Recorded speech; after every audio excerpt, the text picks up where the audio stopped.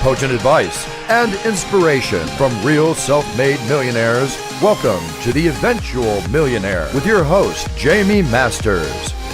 Welcome to Eventual Millionaire. I'm Jaime Masters, and today on the show we have Nathan Hirsch. Now, Nathan runs a company called FreeeUp.com with 3 E's. He has also run an Amazon and e-commerce business for 4 years, or more than that actually, and it's grossed over $7 million.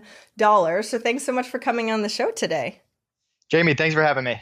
So we started talking about quite a bit. Number one, you were smart to get on the Amazon bandwagon before all this crazy trend stuff. How did you even see that was such a potent space way back when? Because you said 7 years ago now?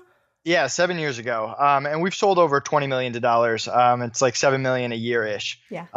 But yeah, I mean, I got into it totally by accident. I was a broke college student trying to make some extra beer money on the side. And I started buying people's books and reselling them.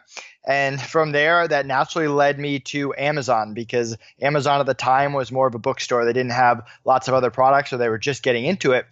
So I started experimenting, buying different products from deal sites, selling it on Amazon, and it really took off. And then I dropped books and focused on that. And before I knew it, I was running a multi-million-dollar Amazon store out of my college dorm room, and it just kind of blew up from there. Everyone hates you right now. They're like, oh, so easy. Look at you. Okay. So what we're going to dive into today, because I know you're really good at this, and everybody asks me over and over about hiring in general. So it sounds like you've hired a lot, both overshore and contract work. Do you have employees too? Like, let's run the gamut of what you learned going through when we started as a broke college student to actually knowing what you know now on that side.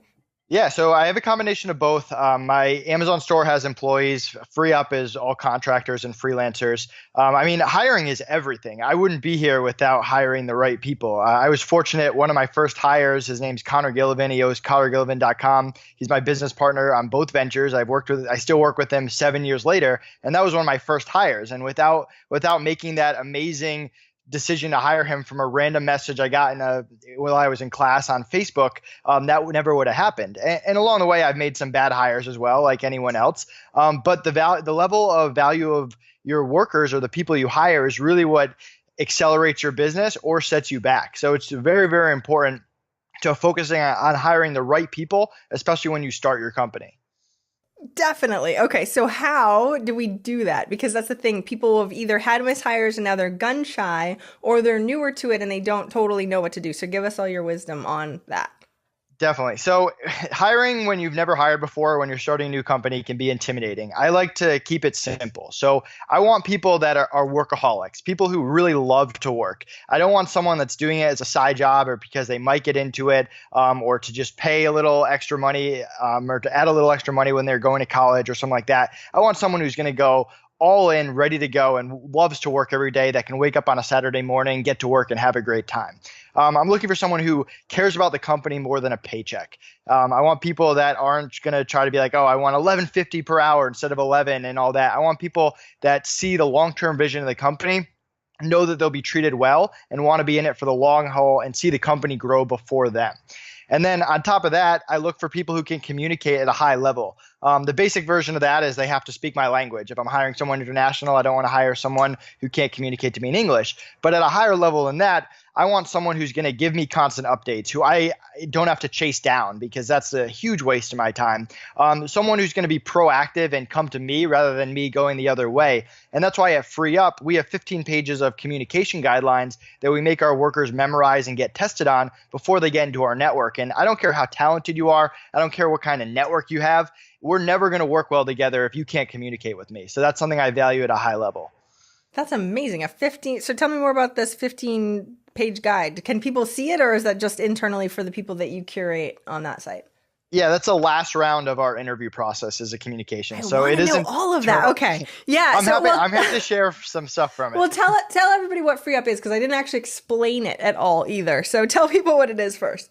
Yeah, so the idea of FreeeUp is pretty simple. If you go right now to a lot of different websites, they're job boards. You post a job, you get lots of applicants, you interview them one by one, decide who you want to hire. And not only does that process take time, but when you actually make the hire, you never really know what you're going to get. And if you make a bad hire, it can waste your time or really hurt your company. If you make a good hire and one day they decide to quit, you're right back where you started, posting a job and filtering through applicants. So at FreeeUp, we do it differently. We get hundreds of applicants every week. We have a great interview process that I created myself based on 7+ years of hiring. And then we have those communication guidelines that I mentioned. And so all these workers in our network, we give out to our clients very fast paced whenever they need something. So a client's like, hey, I need a customer service person. I need graphic designer, an Amazon expert, whatever it is. And we're focused around e-commerce, but we have lots of non-e-commerce clients. And we can have you a person ready to go within a few hours, sometimes faster. And the cool thing about us is not only do we save you all that time on the front end, but we're hands-on to make sure you have a good experience with our workers. And we have an insurance or turnover guarantee. So our workers rarely quit. It's hard to get into our network. But if they do, we cover all retraining costs. We get you a new worker right away, and we make sure you never take a step backwards. So with us, you never pay for training twice. So everyone's like, oh, interesting. Okay. So, and that's the thing I've tried overseas and contract workers. I did for a very long period of time of mishire. I'm like, okay, I'm not doing overseas anymore. Then one of my friends was like, oh, by the way, I have two people overseas. I've been working with them for 6 years. We're shifting our focus. I don't need them anymore. Do you want to hire them? And I'm like, yes, I do. 6 years of knowing this industry, and they're amazing, but so hard to find typically. So you tell me, when people are really going after the contractor side, besides using FreeeUp, because I know that's, well, just do that. It'll be way easier. What are some of the mistakes that people are making when hiring contractors in general? Laying out expectations up front. What I recommend doing for any hire, whether they're an employee, so walking into your office, or they live in the Philippines and you talk to them on Skype, create a document of who you are, who are the important pieces of the company, what are your goals and expectations, what are your pet peeves? Because if I hire someone and you hire someone, we're going to care about way different things. And it's hard for a worker. Even the best worker who wants to make every client happy can't read your mind. So I like to lay out the all about the company, about me, about what my expectations are. And the first thing I do when they walk in is I hand them a piece of paper and I say, read this, ask me any questions you have. We're very transparent here. So that kind of just sets the groundwork for amazing communication going forward. And if people read that piece of paper and they have concerns, or you realize they can't do what's expected of you or things that you care about, they're probably not the right fit for your company. And you can save a lot of time by firing them right there rather than waiting 3 weeks and realizing it's a bad fit. Yeah, and sometimes we're a little slow to fire even though we know we're not supposed to be. So let's sort of start at the beginning then. Tell me, employee or contractor? Because I get that question all the time. Do I do employee or do I do contractor? How do you determine? Yeah, so I mean, all things being even, you want the contractor because you save money on employee tax, along with avoiding stuff like overhead unless they're remote employees, which gets even more complicated because then you have to pay taxes across state lines or register your business in multiple states. So contractor is usually simpler and easier. But with that said, and I'm not a lawyer, I give out contractors, so I've spent a lot of time talking to my lawyers about this. You have to make sure that with a contractor, they are really their own business that you're hiring. You can't control them as much as you would an employee. Whereas an employee might work for you 9 to 5 and you can have all these like company policies and HR rules or whatever it is. With a contractor, you can have your guidelines and company practices that they have to follow, but they're very much independent from you. So that's really the difference. Okay, so how do we, if somebody wants to build a long-term business there too, because that's the thing, we're looking for a long-term trajectory, and the hard thing about contractors is they can leave. Yeah, I mean, there are long-term contractors. Well, FreeeUp is very focused on having long-term contractors.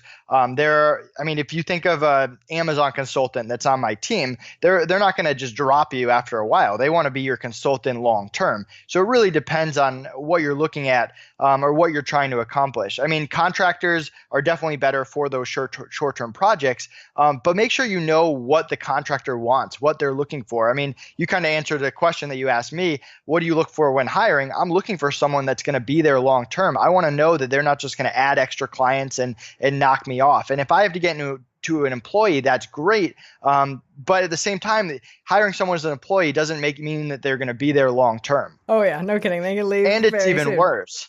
It's even worse if an employee quits, because then you have to go through that whole HR nightmare again and severance pay or whatever it is that you have to do to keep them happy at the end. And it almost becomes more of a mess.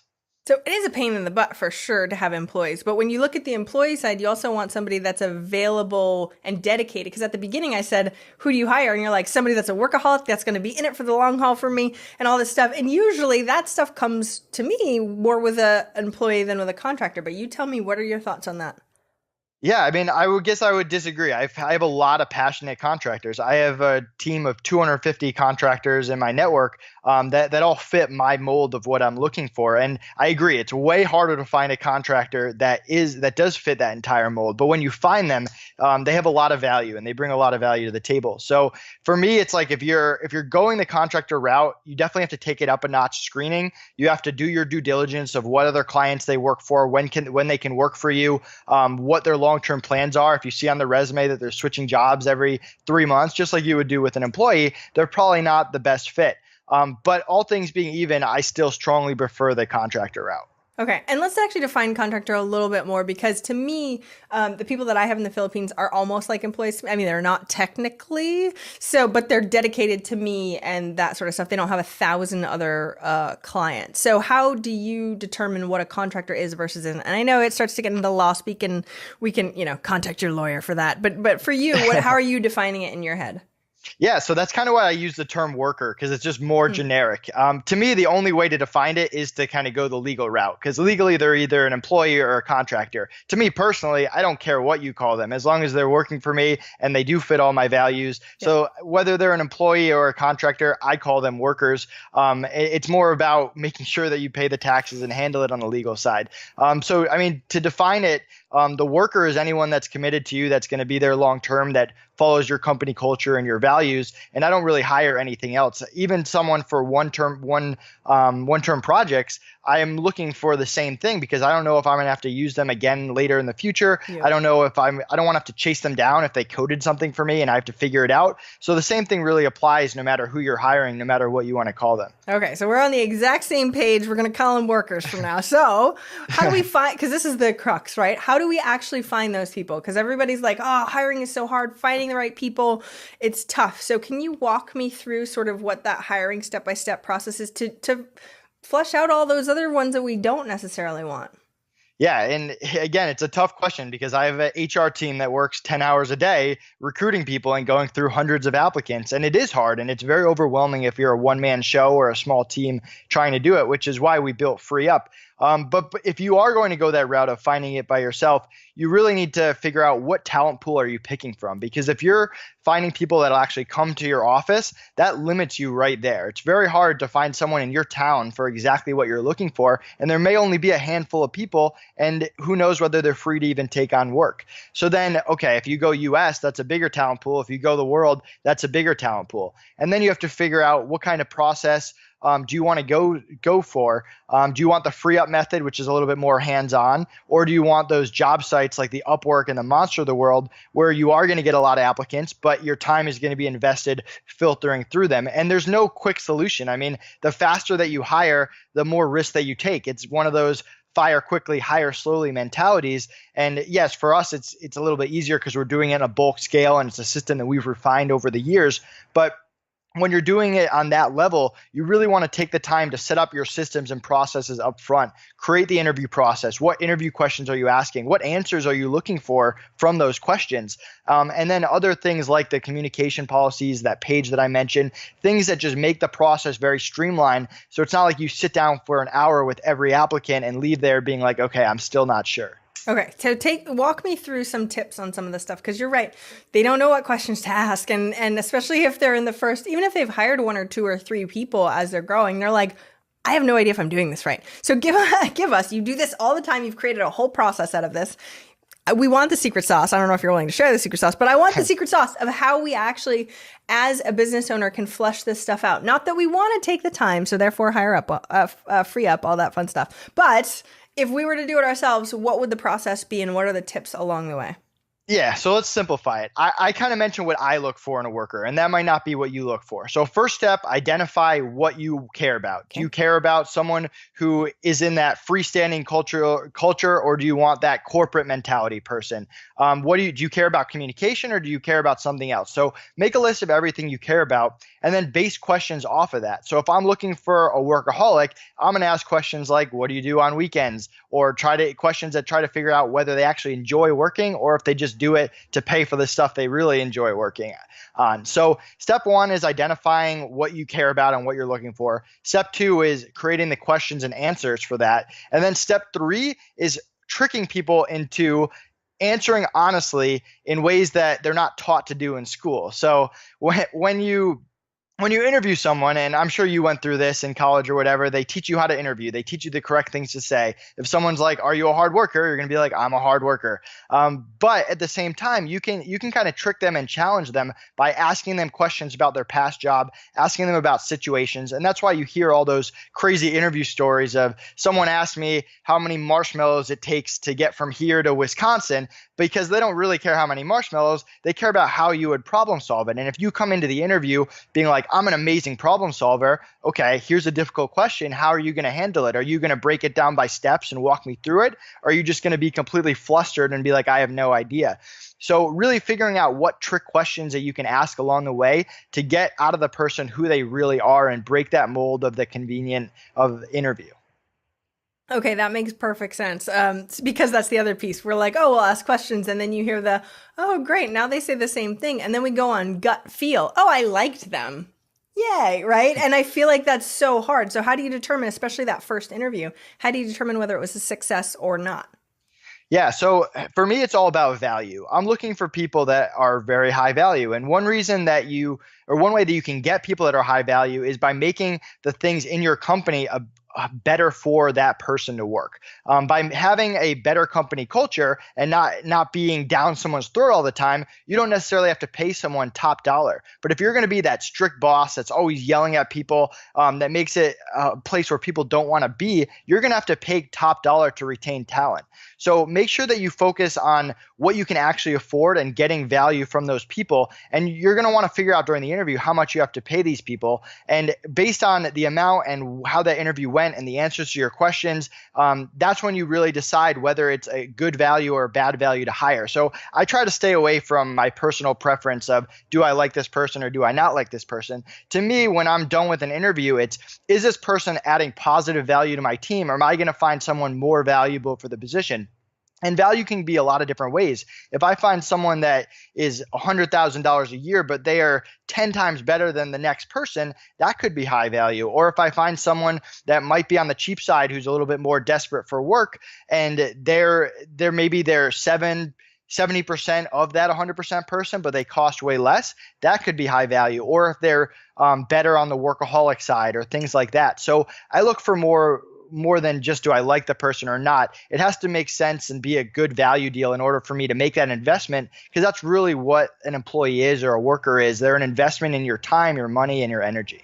I really appreciate you putting it under value, though, because a lot of people will be like, well, I don't have a lot of cash to be able to pay right now, so I want to find like a diamond in the rough. And it's like, it's really hard to find a really good worker anyway, let alone a diamond in the rough that doesn't know what they're worth. So the fact of paying them what not only the position, right, is, but what the value is that they're actually giving. I love that you put that into context, because $100,000 could be totally worth it value-wise if they're delivering a lot more than that.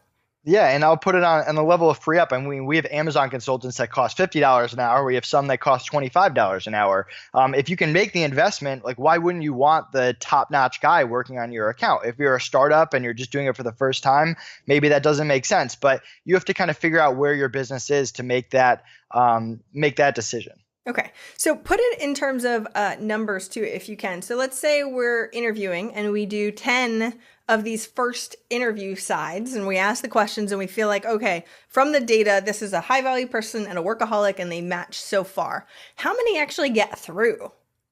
Yeah, so I would back it up even a step further. Mm-hmm. I value my time at a very high level. So before I spend the time to walk into a room with someone and talk to them for an hour, which is a huge mistake I made when I first started hiring. Oh, we got 50 applicants, invite them all in. And that was just a nightmare. It takes up a lot of time. So before I invite them in my office or do that 1 hour interview, I'm going to get them to answer some questions on an email so I can try to eliminate them, because that's really what it's about. You want to look for any possible red flag and just take them off your plate so it doesn't waste your time. So I'll do that email route with questions. I'll do a Skype quick, like talking back and forth, again, like drilling them, trying to trick them, trying to get them to give me a red flag so I can move on to the next applicant. And only then will I invite them in. And when I invite them in, I also have a plan of what I want them to be. Are they that expensive person? Are they that cheap person? What are my different options? So that when I bring them in, I'm not bringing in three of the same person. I'm bringing in three people that could bring very different things to my company. And now I'm trying to drill down of which decision I'm actually going to pick. Oh, that's interesting. Can you give me a list of red flags? Because the other thing is that you'll do stuff like a test task, or you make them do something like an email and you ask questions and you're like, oh, they had 4 spelling mistakes. But millionaires I interview have spelling mistakes all the time too. So where do we? Yeah, I can't either. So where do we draw that line on red flag versus not? Can you give me a list of potential red flags that you're looking for? Yeah, I want to know what other commitments they have. That's a big question that I ask. So if I talk to someone and they, I don't know, if they do like piano every day at 5 p.m. and then every weekend they're booked and they're traveling and all this, that's a red flag for me. I want someone who's willing to work and willing to be committed. I mean, e-commerce is 24/7. A lot of online businesses are. So I need someone that I'm their number one priority. If anything comes up where I feel like FreeeUp or Portlight won't be that number one priority, then that's a huge red flag right there. That might be the biggest one. The next thing is communication. If I have someone who's showing up for interviews late or who can't figure out what time zone matches mine, if I'm like, hey, be on at 10 o'clock Eastern time, and they ping me at 9 being like, hey, I'm ready to go, to me, that's a red flag.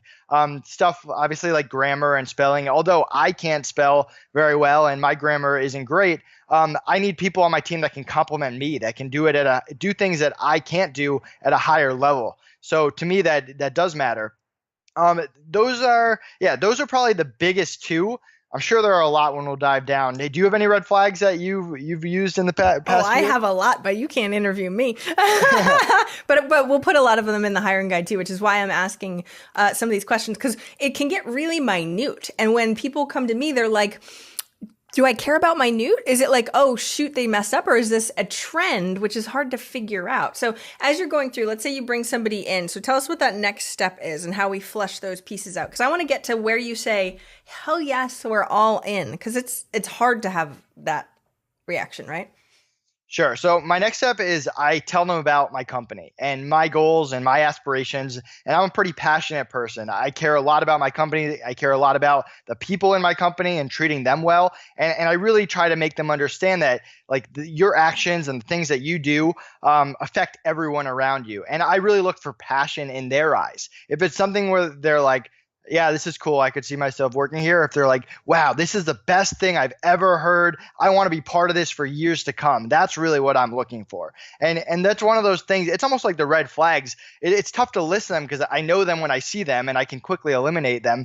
But same thing with passion. When I hear someone, when I'm done telling them about everything and I want to hear what they have to say, you can tell right away whether they're there just because they're doing 10 interviews that week or if they picked you because they want to work there. So that's really the next step. I try to get second opinions. That would be the step after that because although I trust myself at a high level, it's always good to get someone else's feedback. And I value my internal team at a very high level too. What do you do for the second opinions then? Yeah, so I either have someone in the room with me or I'll send over their information to someone else, or as they're leaving, before they leave, I would leave the room or leave the Skype chat and let Connor, my business partner, or a different person on my internal team just chat with them real quick. And I try to not have them repeat everything because that's not fair to the worker. But they usually have different questions or different things they're curious about, or if there's anything that maybe isn't a red flag, but it's an orange flag, they'll kind of dive in a little bit deeper and see whether it is a red flag. Ooh, I like the orange flag side of things too. That's the thing that's tough though. Like you said, you've done this so many times, it's kind of innate when you go back and forth. And that's what's so hard about training people how to hire when they haven't really gone down this path because it's practice, practice, practice. Oh, look, that's there. So we're trying to like flush those pieces out so that way when we deliver it to somebody, they're like, oh, okay. It's never going to be like right there, but pulling that out as best we can because you've had so many years of hiring experience. No wonder why you're good at it. You know what I mean? Definitely. Okay, so second opinion, and then what do they say? Like, what are you looking for feedback from the person internally? Like, do you like them? Do you not like them? What do you think? Should I hire them? Should I not? What do you ask them? The biggest thing I ask them is, do you see them as a good fit with the team? Will they get along with the team? Will they contribute positive value to the team? If my team is missing that one core skill set that we're hiring for, do they fill that? Or are we going to be in a position where a few days later, we realize they're not a fit, or we're now missing a different skill set because they're not replacing or filling in what they should be. So that's kind of the biggest thing that we're looking for is, can they contribute positive to the team? Because as I'm hiring different talents. I'm hiring people that are the opposite of me. I want to surround myself with every possible skill set, from graphic designers to marketers to writers. I know what I'm good at. I'm good at sales and customer service and processes. So every other skill set you could possibly have in a company needs to be surrounded by other people that can do it. So that's really what I'm looking for. Okay, so what's the difference? Because we've heard this before, right? You're supposed to hire for attitude and train for skill. But what you were just saying is I look for a skill set big time. So tell me more about that. Yeah, I'm not a big fan of training for skill. I like to hire people that already have the skill and bring something to the table. I'll train them how I want stuff done, how my company runs, how our processes are. But I'm not looking to take someone and teach them Google PPC from the ground up. That's a huge investment. And even if I do it at a high level, they could just leave and take their talent somewhere else. It's very hard to get a return on investment for training, unless it's just your company policies and processes. And even then, I like to break it down across employees and across workers. If I run a bakery, I don't want to train someone to do my accounting, my baking, be my cashier. I want to have individual training for each one so that I'm protected. If someone leaves, it's very easy to replace. If I'm training everyone to do everything, it just doesn't make you diversified, and it's very hard to get a return on investment. Okay, I really appreciate you saying that, because a lot of people are like, oh, we can just train them. And I'm like, do you know how much time that's going to take? And I think that's the thing that people don't, they're like, but I love them and they're amazing. They're a workaholic and they're great. Go. They're great, but they don't have any like skills that are contributing positively to your company. Well, because what ends up happening is somebody that, especially for your first few hires as an entrepreneur, you're like, I want someone like me. I would love to clone me because I can do everything and I'm amazing, because that's what we think, right? So the problem is, though, like you said, is nobody is like you. Nobody is as good as you are at multiple things because you built this company. You know everything from the ground up as best you can. Now, that's the point of hiring. We can't clone ourselves and we don't have all the time in the world. So therefore we have to pick subsets. How do you even figure out what that is? Now I want to get to the yes first. So I might follow that up a little bit later, but I feel like we missed this piece at the beginning of going, well, how do I know if I need a copywriter or if I need a designer? And maybe not even on that level, but how do I know what this next employee is going to be? Is it a COO, or am I not ready for that? How do we decide who that next hire is? Yeah, off your point, I never want to hire someone like me. I only want people that are the exact opposite of me. I'm very boom, boom, fast, fast. I want people that are more big picture, that make me go slower, that complement me. So from that, you should really do an honest assessment of your strengths and your weaknesses. If you can't do that, if you can't be brutally honest with yourself, hey, I am not good at talking to customers, or I am not good at Google PPC, or whatever it is, even if you're passionate about it and you like it, are there people that you can afford that are better than you at whatever it is? And if the answer to that question is yes, you should be hiring those people to do it at a higher level than you. And you should figure out what you specialize in and what you're good at. And you should focus on that. If you're at the bakery and you're a better baker than anyone else, focus on the baking. Hire someone to do your books, and vice versa. If you're more of a business manager and you need to hire a chef. So you really figuring out where your weaknesses are, and the things that you are really weak at, those are the things that you should be hiring first. I mean, Connor and I are the perfect example, because I'm sales, I'm customer service, I'm processes. He's content. He owns his own blog. He's website design. He built our WordPress site. I have no idea how to do that. He's much more into marketing and building those kinds of relationships, where I'm more on like the client side. So and he's a much better writer than me in every sense of the way. But that's really like the ideal person that you work with is that complete opposite, assuming that you guys can work together, it really leads for a positive experience that helps grow your business faster. I want to highlight that times 10 because one of the things that I did a speech last year that was all about how do you go from 1 million to 10 million. And when I started asking a bunch of the billionaires that I know, I was like, what's the one thing? They're like, knowing your strengths and leveling up on that. And I'm like, we do not pay enough attention to that piece. And I really, really appreciate you saying that because knowing yourself first is the very, very first step to even knowing what comes after that. Okay, so let's say though that you and you have somebody else, or maybe you have 4 people, and then it's like, well, wait, now I am trying to figure out where the little gaps are. How do you figure out where those gaps are?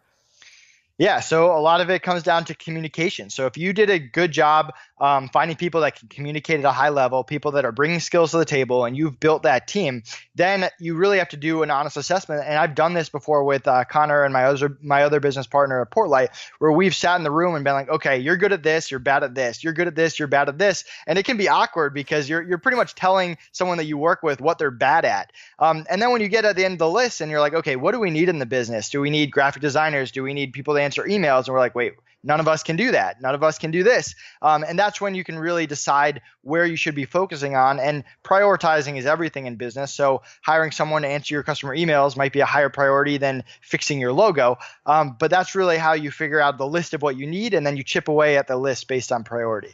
I love this. Okay, so next, you have your internal team sort of give you a yay or nay, right? And then we're sort of narrowing it down as we go. So to finish out that process, how do we actually go, yes, we want this person, and actually hire them?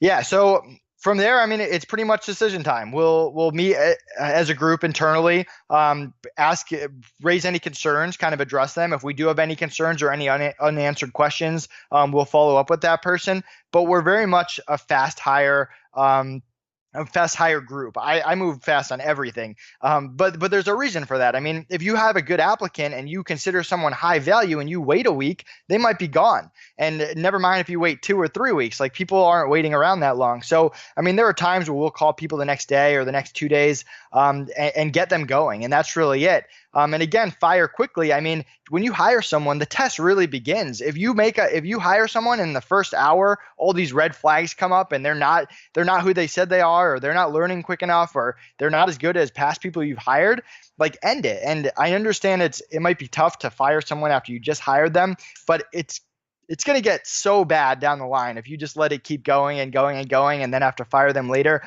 One of the hardest things I had to do, which I take full responsibility for, we hired someone for sales and we forgot to check his spelling and his grammar. And within the first three days or so, he fired off emails to some manufacturers of ours, and we had to terminate him right there. And I mean, that was in year 3 of my entrepreneurial career, back when I was a college kid and had no idea what I was doing. But it's a lesson that you take very seriously, because walking someone into a room and firing them after you just hired them, and I think he left a job to like come work with us, and like that sucks, and no one wants to be in that. But it's not fair to the other people on the team. It's not fair to him. It's not fair to you to kind of keep that process going. So when you hire someone, that test really begins, and you should hold them to a very high standard. Just because they got in doesn't mean that now they can do whatever they want. They need to continue to prove themselves at all times going forward. Okay, so how do we determine that? So I'll do like a 30, 60, or 90-day review process with my people, so that way we can do a check-in. Hey, we're going to do a check-in. Let's see how things go. And sometimes it should be sooner than that, right? Like, okay, first week, how are they picking things up? How are they not? But again, you want to, entrepreneurs, when they're first hiring, they're like, well, I'm going to give them a chance, because maybe it's me. Maybe I'm not good at training, or maybe my team isn't great at training them. So I want to give them the benefit of the doubt. So where is that line between benefit of the doubt and no, they kind of suck, we need to fire them now? So I make sure that my team is good at training people. If my team can't train people, they shouldn't be on my team, and that's on me. But I agree with everything you said. I mean, there's always, everyone learns differently. So there's a difference between someone who isn't getting it because you're not presenting them the information correctly, and them not getting it because they're not a good fit. And it's up for me to identify which one it is and identify that quickly. I don't have those kinds of performance reviews. Maybe it's because I'm on Skype all day and I talk to people all day and I know how they're doing and what's going on. And I mean, FreeeUp FreeeUp, I'm giving these workers to clients. So if I hire someone and I give them a client and I get a kickback right away with a complaint, to me, that's a huge red flag. So there's a lot of different factors. Again, everything, it's not like you're trying to trick them, but you should be constantly testing them. I mean, if someone comes in and they're like, hey, I'm great at sales, and they can't do a phone call properly and give off a great impression, that's a huge red flag. So to me, I'm constantly texting them or testing them. I'm making sure that my expectations are being met, that they're growing, and that I am going to get a return on my investment at some point. And structuring it out 30, 60, 90 days is good. For me, that process doesn't work because I have 300 plus people that I'm talking to. And if I have to do those kinds of performance meetings, I would just have no time. But at the same time, like, we're constantly following up. I have an internal team who's always talking to workers, always talking to clients, taking feedback very, very seriously. And although it's not structured with 30, 60, 90, we're very quick to make moves if something isn't working out. So yeah, because you also have the customer on one side being like, I don't like this, and you can be like, oh, great, good to know. But do you have metrics, especially for things that aren't sales, that aren't so metric driven? Do you have KPIs for like copywriters or for this or for that? How do we measure whether or not they're doing a good job? Yeah, so for me, it's pretty simple, and I don't use a lot of that stuff. I know Connor does on the blog, and he works with a lot of our marketing people that do analytics, and he knows how good of a job they're doing, which is why I love Connor. But for me, I'm very much on the customer service side. So I have an HR team that hires all my people. I'm not in interviews that much unless it's a top level person, because I like to meet those people before I give them to my bigger clients. But once a person gets into our network and I know our clients very well, I introduce them or they hire a worker, that's when I really become involved. And I mean, when we pass a worker off to a client, we have such strict communication policies that if anything goes wrong, it's because the worker didn't follow one of our policies. They didn't get approval for hours, or they didn't give the client their schedule up front. So the client's like, where are you right now? Just lots of things that could be avoided. And then the other side of it is if they're not as good at the skill that they said that they were good at. So for me, it's very simple. If you get client complaints, you don't stay in our network. If our clients are happy, we give you all of our people that have happy clients are booked solid with hours. So it's very tough to create a metric in my business. It's like you get 2 client complaints, you're out, or like 3 strikes, you're out, or anything like that. It doesn't necessarily work. And if someone's new to our network and they make like a small violation of our workers guideline, we're not like, you're terminated. Like, that was a huge waste of time. It's case by case. But I mean, if you have someone that you just did new hire orientation with and the next day they forget everything, that's way different than if they just break one policy. They forgot to get approval one time, and you make the client happy, you tell the worker, they make sure it doesn't happen again, and most of the time it works out well. And I want that communications thing. That sounds really amazing, because you're right. There's a lot of expectations within that gets messed up on communication wise, that if you didn't tell them in advance, you can't really be mad at them. And a lot of entrepreneurs won't. Mm-hmm. Exactly. I mean, I'll give you a good example of that. Worker got into a car accident on his way to work, was late for a meeting. He was like, what was I supposed to do? Well, it's in our policies. You should have all my clients' contact information on you. Okay, you didn't follow that, so it's your fault. Like, there's nothing, it's very cut and dry. There's no gray area. Either you communicated at the highest possible level or you didn't. Yep. And you normally, as an entrepreneur, like, that's just logic, isn't it? Like, that's what I would do. But of course, if you did not tell them in advance, then they might not be thinking the same thing, because they cannot read our minds, unfortunately. Darn it. So and every client's different, and every client cares about different things and all that. But sorry, I'll let you continue. Oh no. So okay. So I know we have to start wrapping up in a minute. But one of the really great questions that I have is that you took this, right, all this hiring process, everything that was in your head, decided to create this company, FreeeUp.com, and then you taught other people because you said you have an HR team. So I have a question about SOPs. I feel like this is the most unsexy part of business, but also the systems and processes we use is kind of our secret sauce. I mean, this is sort of what you're talking about. What do you use and how do you create those so your HR team is actually doing every piece and not missing all of these pieces and using them consistently? Jeez, the volume is off on my phone, but it's still coming in. That's weird. Yeah, so I actually, if you join my Facebook group, the Online Hiring Masterminds, I've been posting sneak peeks of my SOPs that are very well detailed because it's a huge part of doing business in general. I mean, making sure that everyone's on the same page. If I have 3 assistants answering live chat, my clients better not be able to tell the difference between who they're talking to and who knows more than the other person. It should be very symmetric at all times. So it's tough. It takes a lot of work. I mean, writing SOPs is one of those things you never get it right the first try. Every year, the first 3 weeks of every year, I feel like I'm just rewriting everything from scratch because they get outdated incredibly quickly, especially in 1, 2, 3, 4 year of your company. And having supplementary things like in our time clock software that people log in, we have a resource page that has like our guidelines and everything like that. So they have easy access to it. In addition to that, having like YouTube videos that walk them through, hearing from the top people of your company, not just you, because I mean, everyone can look at you as the boss, but if they hear from someone who's been at the company for 2 years, 3 years, 4 years, telling you the same thing and being like, hey, this is the experience I've had because I listen to these things. We're not just creating rules just to make rules. We're not just creating processes just to make processes. If you follow them, you'll get more hours. You'll make more money. The company will do better. Nate will be happier. Like everything really flows together, and really having that sense of enforcement besides just a piece of paper that you're like, do this.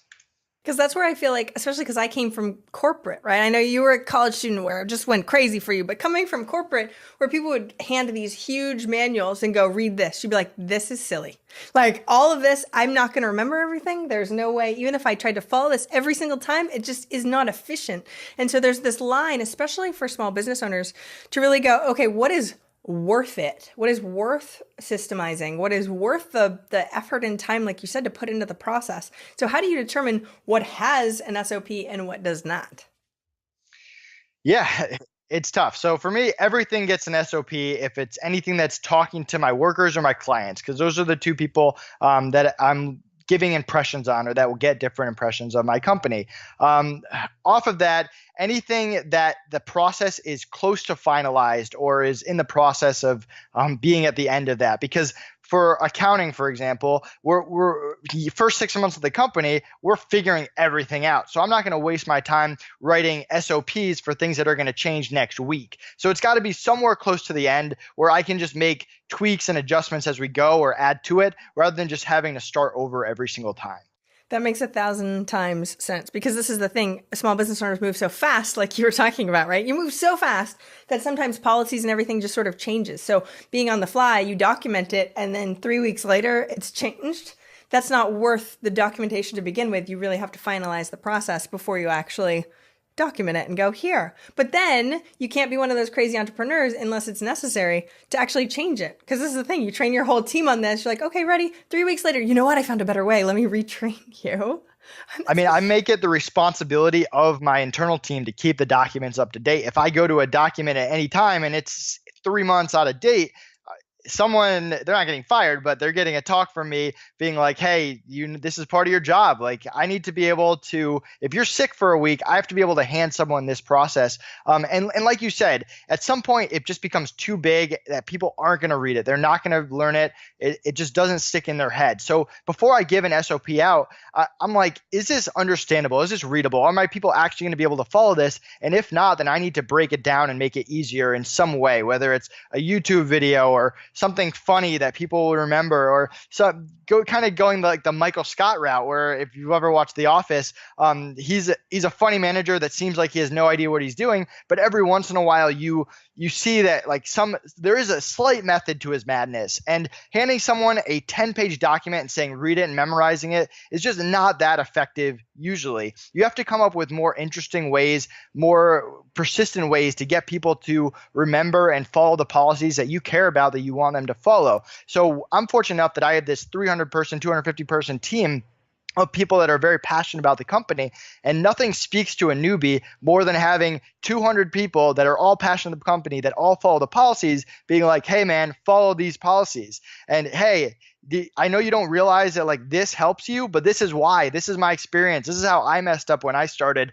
Just having things like that rather than just a standard SOP is incredibly effective. And it sounds like you're not the guy that's writing all the SOPs. If writing isn't necessarily your sweet spot, but it sounds like you do videos. So how do you determine what you're doing in that process?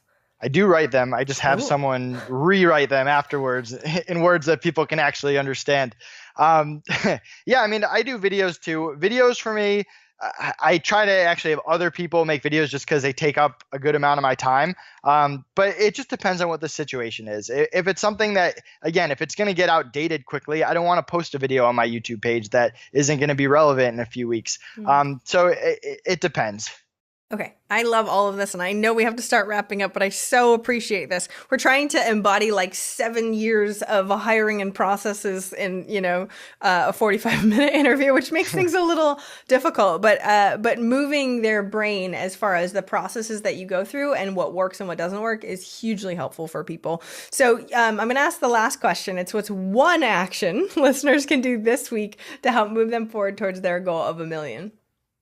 Prioritize. Business is all about prioritizing. If you're working on this website that isn't going to launch for a year, or you have things that you can do to get it to launch faster or get that minimum viable product up or cold call customers or whatever it is, create a list of every possible thing you could be doing for the company and figure out the correct order to do it. So many businesses fail because they just do things completely out of order. And sometimes if you started multiple businesses before, or you've been into it, it's very logical and it makes sense. But just writing it out, if you can figure out like, hey, why am I working on this when this needs to be done first? And I mean, I work with clients all the time that run really good businesses, but they're so disorganized and they need my help going in and adding project managers and freelancers and all this. But before we even do that, we're like, okay, let's take a step back. What do you want to get done, and what things are more important to you? And why are we focusing on these things when these things need to get done first? Let's spend the next week catching up, then do this, then do this. Really spending the time to do that will help you accelerate so much faster. I'm a business coach. People pay me a lot of money just for that exact thing, which is so funny because you sometimes need a second pair of eyes, but write it all down and have your friend look at it. It's really not that difficult, but it's hugely important, like you're saying, for everybody. I love that. So you tell me, where can we find out more about you? Tell us about FreeeUp, all that fun stuff, so that way they can engage. Yeah, so I'm very easy to contact. You can add me on Skype, Facebook, Twitter, Instagram. You can check out the FreeeUp blog, freeup.com with 3 E's. It's free to sign up. There's no monthly fee. If we tell you a worker is $10 an hour, you pay $10 an hour. We try to make it as simple as possible. Anyone that mentions this podcast gets $1 off their first worker forever. So you can mention that promotion. And you can book a phone call with me right on our website. I love talking to clients and figuring out what their needs are and helping them. So we're in this. If we help you and your business grows, our workers are happy, you guys are happy, I'm happy. That's really how we work. See, I loved it. I went to your website and I was like, oh, wait, you could just like click here and book a call with him. Okay, that's crazy. Because it's rare. It's extremely rare to have the person being like, oh, let me talk to you, please. Thank you very much, especially with not too much qualifications. I was like 15 minutes, 30 minutes. Hey, this is amazing. So thank you so much for that. Really, really appreciate it because in the space that you're in, it is definitely needed. I've tried so many times to hire contractors and it takes so much time, and I make them do a bunch of test tasks beforehand, and it sounds like that's what you guys are doing. So I really appreciate you putting that out there in the world and helping entrepreneurs because we need all the help we can get. Thanks so much for coming on the show today, Nathan. I really appreciate it. Thanks for having me. Thank you so much for listening. I hope you enjoyed that interview. And if you want to check out more amazing resources, I'm only curating the best of the best. Go check out eventualmillionaire.com. You can take the Eventual Millionaire quiz, figure out where you are in business and what you need right now. Plus, you can look at curated resources specifically for you on the new Start Here page. I'm so excited. Please join us. Please let me know if you need anything at all. I'm here for you. And have a fantastic day. Bye.